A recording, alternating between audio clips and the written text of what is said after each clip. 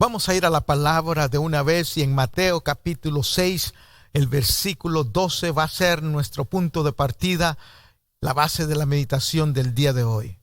Mateo capítulo 6, versículo 12 dice de esta manera: y perdónanos nuestras deudas, como nosotros también perdonamos a nuestros deudores. Lo repito, Mateo 6, 12. Y perdónanos nuestras deudas, como nosotros también perdonamos a nuestros deudores. Dios y Padre Celestial, te doy gracias nuevamente por la oportunidad que me das de llegar a través de este medio a mis hermanos. Dios mío, durante esta campaña de oración, te doy gracias por la oportunidad que nos das de meditar en tu palabra que tú nos has dejado. Te pido que sea de edificación a nuestra vida y que dé el fruto por el cual tú envías esta palabra en el nombre de Jesús. Amén y amén. ¿A cuántos de ustedes les gustaría que sus deudas fueran perdonadas? Levante su mano ahí. ¿Le gustaría eso? Pues ¿sabe qué? A mí me gustaría que mis deudas sean perdonadas. Imagínese de que usted reciba una carta de manera inesperada y en la carta dice: señor y señora fulano de tal, a partir de tal fecha en adelante, todas las deudas que usted ha inquirido hasta el día de hoy van a ser perdonadas. Imagínese que tal vez usted tenga deudas en relación con la casa que compró, el carro que está pagando y diferentes otras cosas que usted tiene, que se ha comprometido, que ha sacado préstamos, pero de momento le dice va a ser completamente borrado, como que usted no tenga nada y de ahí en adelante es comenzar de nuevo. ¿Cómo se sentiría usted? Oh, yo sé cómo yo me sentiría. Yo me sentiría de mucha alegría, con mucho gozo. Yo me diría: amén, gracias Señor. Estaría sumamente feliz sobre esto. Si esto es así en el campo de lo material, imagínense que usted y yo podamos ser perdonados completamente en el campo de lo espiritual. Esta parte del Padre Nuestro, de la oración del Padre Nuestro, se ocupa sobre un tema sumamente importante que nosotros conocemos y sabemos que es necesario entre nosotros, pero que hay muchos que retienen el perdón para otros, aunque les gustaría que ellos fueran perdonados. Nuevamente leemos la expresión que encontramos del Padre Nuestro en el Mateo 6, versículo 12. Y perdónanos. Esto es lo que está diciendo Jesús cuando estamos orando, Dios, y que debe de ser nuestro deseo en relación a que nosotros también seamos perdonados. Y perdónanos, Señor. Cualquier deuda que podamos tener, cualquier cosa en el cual, perdóname lo malo que he hecho, perdóname esto, lo otro, perdóname. Pero Jesús no solo se quedó ahí. Jesús dijo: como nosotros o como también nosotros perdonamos a nuestros deudores. Hay una implicación de una acción que están correlacionadas entre el pedir el perdón y el perdón que nosotros damos a los demás. Entre yo como hijo de Dios decir a Dios: perdóname, y luego para con mi hermano. ¿Sabe qué? Hay un gran beneficio en relación al perdón. La ciencia médica ha descubierto que hay un beneficio, en primer lugar, físico. Cuando alguien está dispuesto a perdonar, también hay un beneficio emocional. En segundo lugar, en tercer lugar, hay un beneficio mental en la persona cuando está dispuesto a perdonar a aquellos que le hacen mal. También hay un cuarto, hay un beneficio racional, relacional, que tiene que ver con la relación que tienen con las demás personas. Todo eso están relacionadas con el perdón.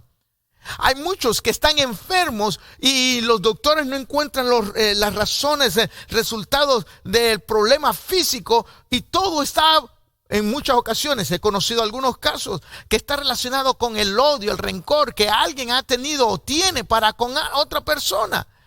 Cuando nosotros no perdonamos a alguien, somos esclavos de ese sentimiento, de ese dolor que nos ha causado o que nos causaron. Y Dios nos enseña entonces que usted y yo debemos de perdonar.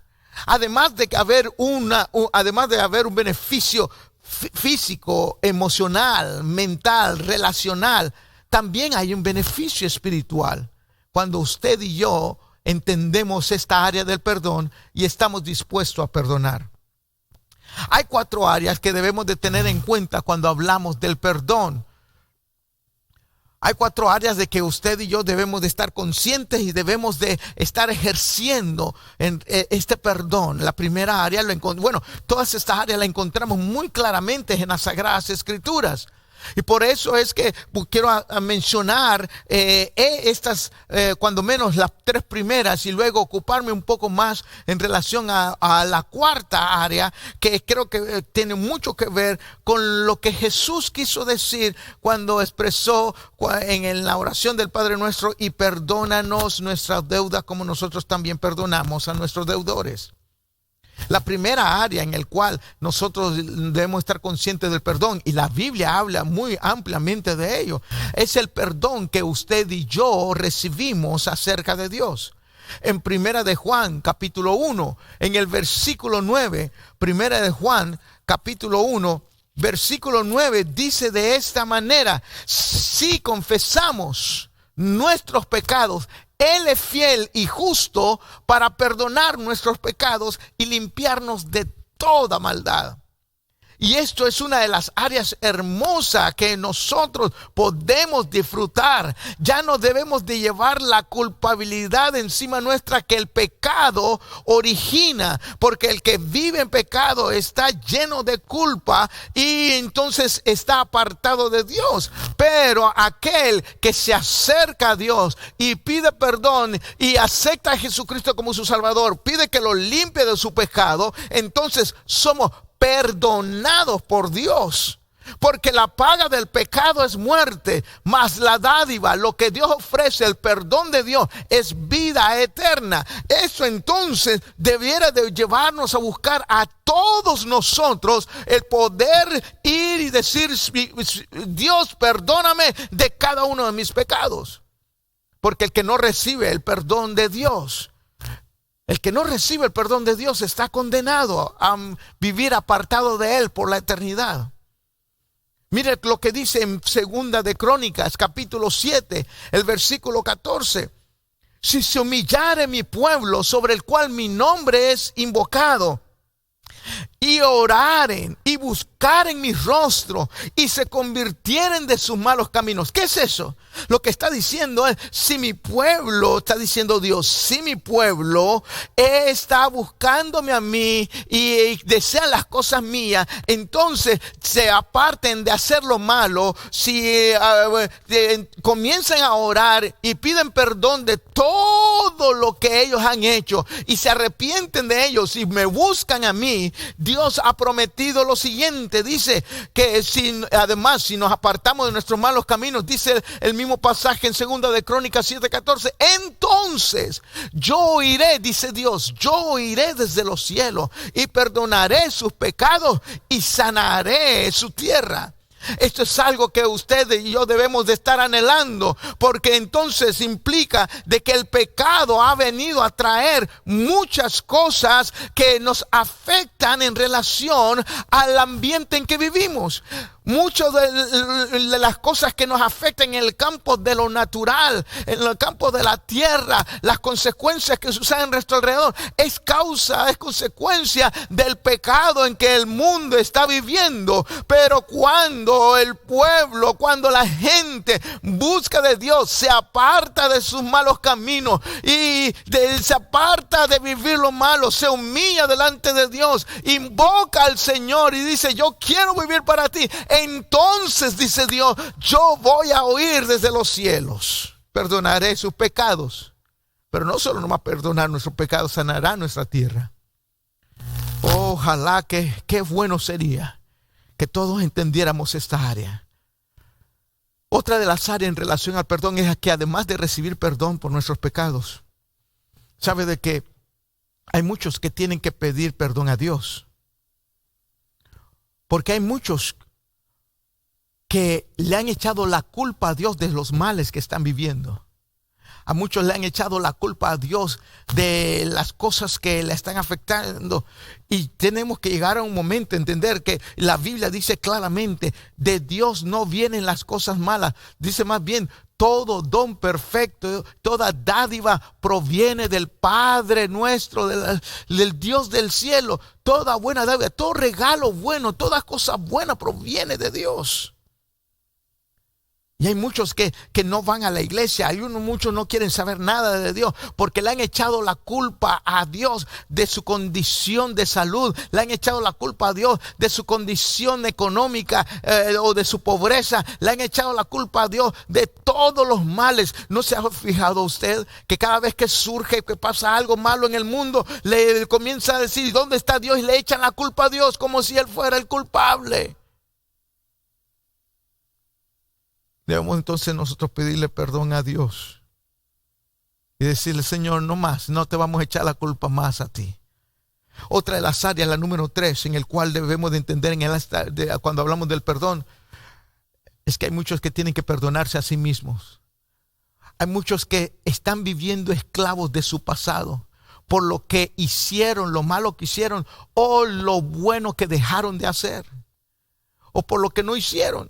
Y en el presente, eso ya pasó tiempo atrás, y en el presente eso los mantiene atados y no se perdonen a sí mismos y se golpean, se ultrajan y se detienen y viven una vida amargada porque no se han perdonado a sí mismos.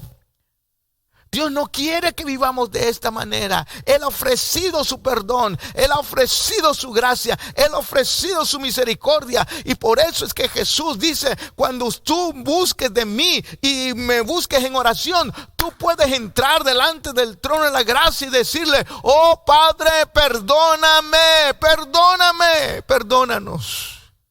Pero la última área que quiero hacer mención es lo que menciona en el pasaje del versículo 12, Mateo 6. Y es que Dios dice que no solo es que debemos de pedir perdón a Él, no solo debemos decir, Señor, perdóname, aprovechando el deseo de amor misericordioso de Dios para con nosotros. Es que también nosotros debemos perdonar, porque eso dice, y perdónanos, como también nosotros perdonamos a nuestros deudores. ¡Wow! ¿Sabes que para muchos les es más fácil decir Dios perdóname que después ir a perdonar a su prójimo? Porque sí, muchos desean el perdón de Dios, pero no están dispuestos a perdonar a aquellos que le han hecho mal.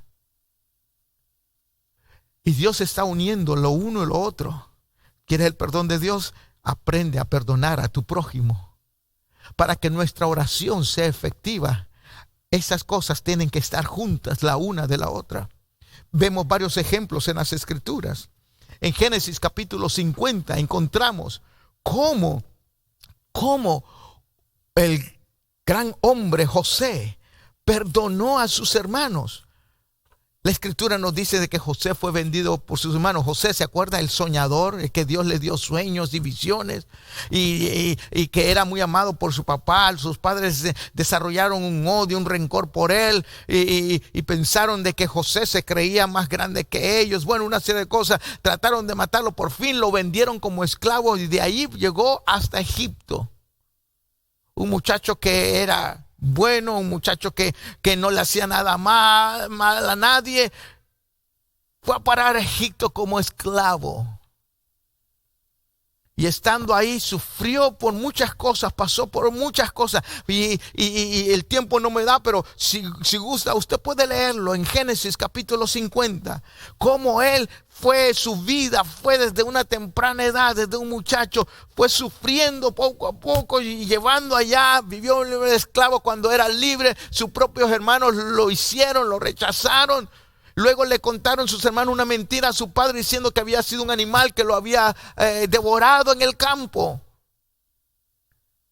Pero de momento las cosas cambian. Hay una gran hambre en la tierra. Para ese entonces José, que había estado en la cárcel, había ya salido de la cárcel y había revelado, había interpretado el sueño de Faraón, y por esa razón Faraón lo había puesto en una posición de importancia en el gobierno suyo. Y cuando sucede el hambre en el mundo, en la tierra, en este territorio de Egipto y sus alrededores, ya está José ahí sirviendo con autoridad, y llegan sus hermanos a comprar comida a Egipto. José se da cuenta que son sus hermanos que están al frente. Sus hermanos no se dan cuenta, y José ahora está en una posición diferente. Antes José, cuando sus hermanos lo cogieron y lo vendieron, José estaba desprovisto, estaba solo en contra de sus restos hermanos. No tenía la autoridad, no tenía el poder. Pero ahora José sí se encontraba con autoridad, con poder, y no estaba solo. Es más, estaba a su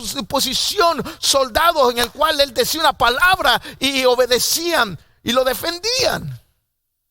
Estaba en una posición, cualquiera pudiera haber dicho, una posición perfecta para vengarse de sus hermanos por todo lo que le hicieron. Pero él hace completamente lo contrario. Y en vez de vengarse, ¿qué hace José? Después de que sus hermanos se dan cuenta de que es José el que tiene en el frente, se tiran de rodillas y le dicen: José, perdónanos. José, perdónanos. No sabíamos qué estamos haciendo. Estamos dispuestos a ser tus siervos. Y él le dice: no se preocupen. No piensen de esa manera. En Génesis capítulo 50, versículos 15 al 21. Versículo 19 dice: y respondiendo José le dice: no temáis, ¿acaso estoy yo en lugar de Dios? Vosotros pensaste mal contra mí, mas Dios nos encaminó a bien para que hacer lo que vemos hoy, para mantenernos con vida. Ahora pues no tengáis miedo. Versículo 21. Yo os sustentaré a vosotros y a vuestros hijos. Así los consoló y les habló al corazón. ¿Qué hizo José? Los perdonó. Este no es el único caso en la Biblia donde vemos el perdón entre dos personas, en este caso familiares. En Génesis capítulo 33 vemos otro ejemplo: Jacob y Esaú. ¿Se acuerda que Jacob le había robado la primogenitura a Esaú? Y después le salió huyendo. Cuando él hizo eso, su hermano dijo: te voy a matar porque eso era mío y tú me lo robaste. Tiempo después, años después, llega el momento que tenían que encontrarse. Jacob iba con mucho miedo, pensó: Esaú se va a vengar de mí. Y en Génesis capítulo 33, versículos 1 al 4, en vez de hay ese odio y hay un confrontamiento, hay un perdón entre ellos. Esto no solo pasa en el Antiguo Testamento, en el Nuevo Testamento tenemos otro ejemplo, y le invito a que usted lo pueda leer también. En la carta que escribe Pablo a Filemón, solo tiene un capítulo, pero esa carta habla del amor y habla del perdón, donde Pablo le pide a Filemón que perdone a Onésimo por todo lo que había hecho.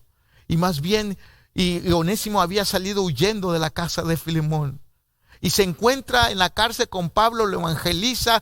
Onésimo acepta a Cristo, y luego cuando sale, Pablo lo regresa y dice: vete allá con Filemón, pero no te preocupes, te voy a dar una carta que le vas a mandar para que él entienda lo que ha sucedido, y que en vez de que te reciba y te perdone la vida, y no te reciba como un esclavo, sino como un hermano en Cristo. Pero hay otro pasaje también que encontramos, que es una parábola del perdón, en Mateo capítulo 18. Mateo capítulo 18, versículo 21 al 35. Se nos habla de dos hombres: un hombre que pidió perdón delante del rey, y cuando pidió perdón delante de aquel que le debía 10,000 talentos, se lo perdonó porque él sabía que no podía pagarlo. Pero este hombre que acababa de recibir el perdón, saliendo fuera del edificio, de momento se encontró con alguien que le debía muchísimo menos. También es el deudor le pidió perdón, y en vez de actuar de la manera que acababan de actuar para con él, se enojó y hasta lo mandó a entrar a la cárcel. Qué ironías de la vida. Acababa él de ser perdonado una suma que nunca hubiera podido pagar, y aquel que también cuando sale no quiso perdonar a otro. Y Dios hace esta conexión y dice: si en verdad quieren ser perdonados, debemos de perdonar a los demás. Quiero terminar leyendo lo que dice Mateo capítulo 6, nuevamente el versículo 12, pero después vamos a saltear al versículo 14 y 15. Escuche esto. Y perdónanos nuestras deudas, como también nosotros perdonamos a nuestros deudores. Versículo 14. Porque si perdonáis a los hombres sus ofensas, os perdonará también a vosotros vuestro Padre Celestial. Versículo 15. Mas si no perdonáis a los hombres sus ofensas, tampoco vuestro Padre os perdonará vuestras ofensas. Este tiempo de oración que estamos teniendo es una buena oportunidad de entender del perdón de Dios, lo que ha hecho en nuestra vida, pero también como recibimos de gracia, demos de gracia. Recibimos el perdón de parte de Dios de gracia, demos de gracia a los demás. Usted, esposo y esposa, que están en contiendas, entienda esto. Hay una oportunidad donde Dios puede traer sanidad para su matrimonio. Escuche, estoy hablándole a alguien de una manera muy especial. Ahora mismo está pasando por esta situación. Pero Dios dice que Él puede sanar tu matrimonio. Él puede sanar todos los demás si estás dispuesto a perdonarse mutuamente y a dejar que Cristo sea el centro tuyo, de tu matrimonio, de tu hogar. Y que Él comience una nueva etapa en tu vida. Porque cuando oramos, cuando buscamos de Dios, una de las cosas que aprendemos es acerca del perdón, que es hermoso recibir el perdón de Dios y que Él nos pide perdonar a los demás. Oremos. Dios y Padre Celestial, gracias te damos nuevamente por este tiempo, la oportunidad de hablar sobre este tema. Gracias por lo que nos enseña esta oración, esta parte de la oración del Padre Nuestro. Ayúdanos, Señor, a entender lo maravilloso que es del perdón que recibimos de parte tuya. Pero también ayúdanos a entender nuestra responsabilidad. Señor, el mundo sería diferente si aprendiéramos a perdonarnos. Las familias serían diferentes si aprendiéramos a perdonarnos mutuamente. Las relaciones entre parejas serían diferentes, Señor. Las cosas serían diferentes. Ayúdanos, Señor, ayúdanos. Ayúdanos a ser también bondadosos, misericordiosos, generosos. Señor, yo oro específicamente por este matrimonio que han estado luchando, Dios mío. Probablemente uno de ellos tenga razón de decir, pero ya ha pasado esto tanto tiempo, ya estoy cansado de hacerlo una y otra vez. Pero recordemos la contestación que le dio Jesús cuando Pedro preguntó: ¿cuántas veces debo de perdonar a mi prójimo? Y Jesús dijo: hasta 70 veces 7. En otras palabras, como Dios me perdona, perdonemos a los demás y reconciliémonos en Cristo Jesús. Fortalece la vida de los matrimonios, de los hogares, de las relaciones entre familia, Señor, y ayúdanos a ser el ejemplo de ese perdón maravilloso que tú nos das. En el nombre de Jesús, perdona nuestros pecados, así como también nosotros perdonamos a nuestros deudores. Amén y amén. Bendiciones, familia, y una vez más me ha dado mucho gusto compartir con ustedes este tiempo.